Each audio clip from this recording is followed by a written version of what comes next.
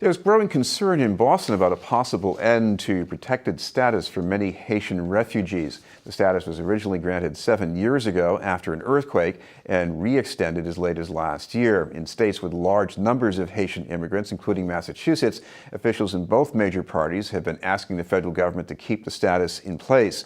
Among those advocating for refugees locally was Mayor Walsh.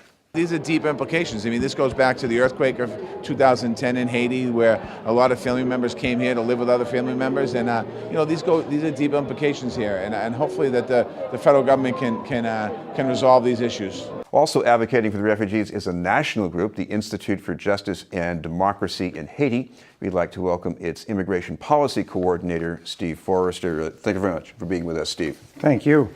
Steve, there are refugees trying to get away from bad situations all around the world. A lot of them come here. What's different about the people from Haiti? The temporary protected status statute is designed to protect people when it is unsafe to send them back to a country, either because of natural catastrophes or some other extraordinary events.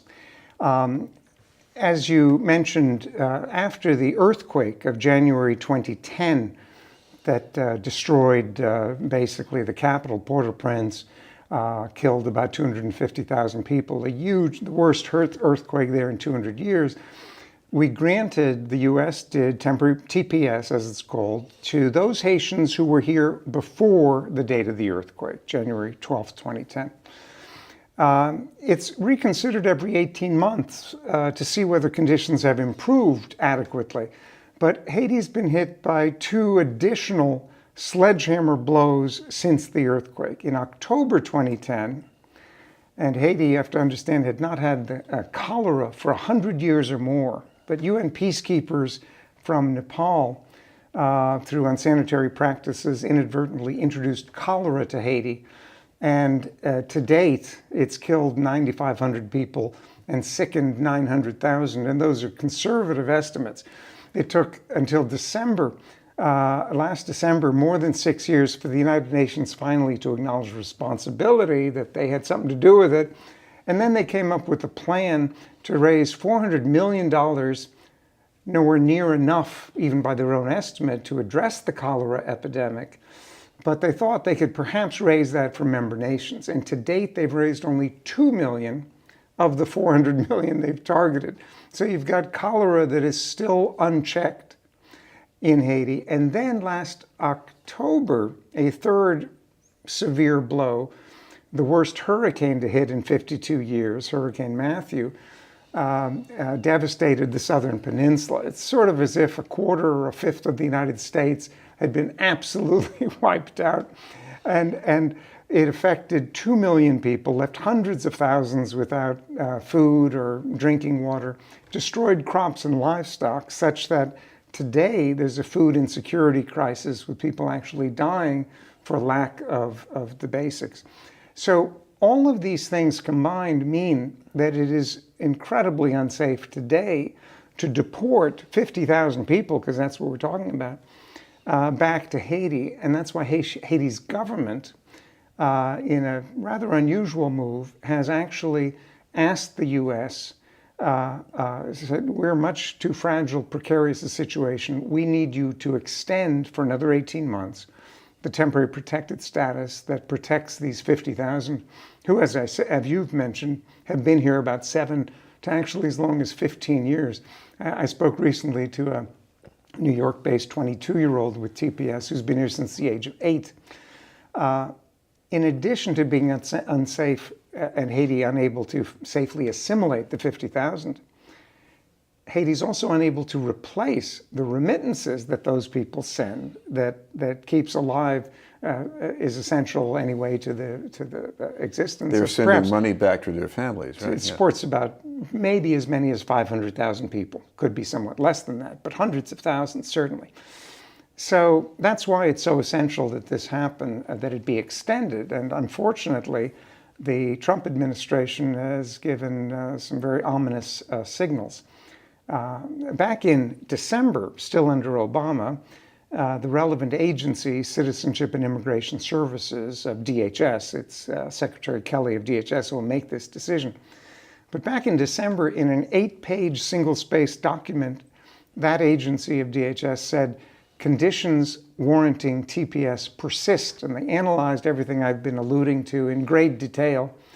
But unfortunately, last month, the same agency now under Trump has said, no, you can terminate, you can end TPS and send these people back. And the most recent news, also very chilling, is that it was leaked a couple of days ago that a senior policy person in DHS is trying to gather information on the criminal background of Haitians, which has been widely decried, of course, as it's never been done before. This is a humanitarian program. It's not based on whether an ethnic group has tendencies to criminality, but it's also insane on its face because the TPS statute, that relief is not available for criminals. So it's really, we're afraid of is that instead of basing their decision on the facts, the calamities we've spoken about, what we're afraid of is that it's going to be a politicized decision. And it's incredibly important to Haitian American families here and to families in Haiti. And it would be destabilizing to Haiti as well. The last thing the United States really needs is to increase desperation and instability there. That's not in anyone's interest, including our own. This is BNN News. We're talking with Steve Forrester from the Institute for Justice and Democracy in Haiti. Steve, talk about what's going on here, because a lot of these refugees, they have jobs and they have kids who were born here. So what does that mean? Well, if someone is deported who's been here 10 years, let's say, and they have, let's say, a U.S.-born child or two, that child, they have to make the decision, do I go to Haiti, a country I don't know, just to stay with my mom and dad, or mom or dad, depending, or do I remain behind and wave goodbye to pursue my birthright as an American? So it's a draconian challenge.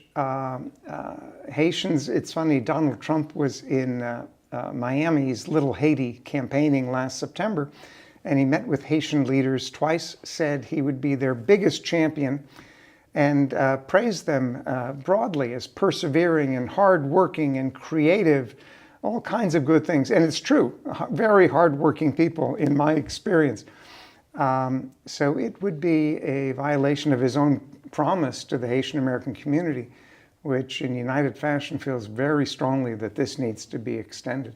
Thank you very much for being with us. Thank you. Steve Forrester from the Institute for Justice and Democracy in Haiti.